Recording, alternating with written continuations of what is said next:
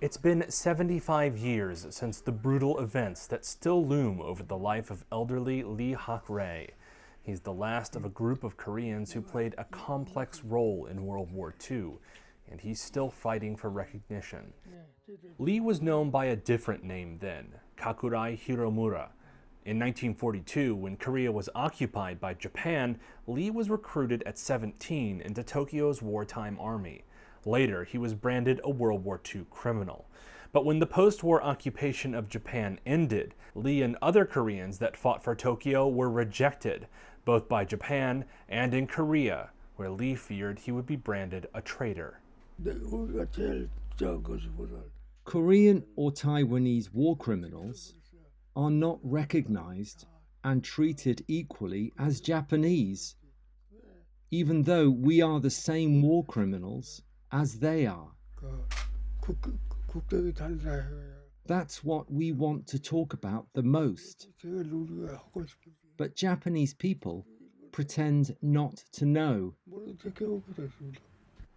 Lee oversaw some 500 Allied prisoners of war building a railroad between Thailand and what was then Burma, the Death Railway, made infamous in the movie The Bridge on the River Kwai.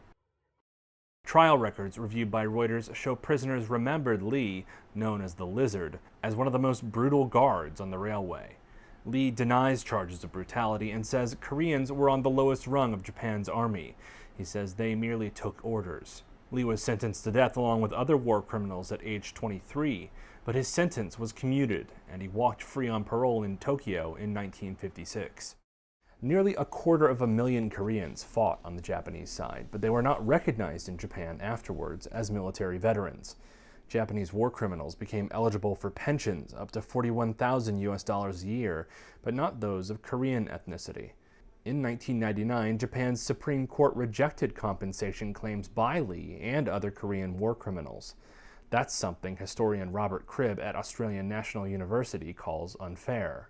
The Koreans who'd been convicted of war crimes had a terrible time after the war because they were regarded as collaborators by other Koreans, but they weren't recognized by the Japanese government as veterans, so they were in a kind of black hole in the middle.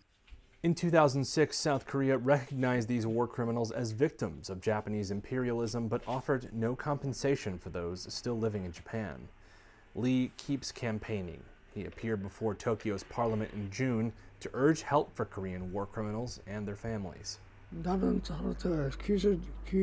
I was lucky to live until 95. I don't want to live longer for myself, but I can't stop fighting for my dead comrades.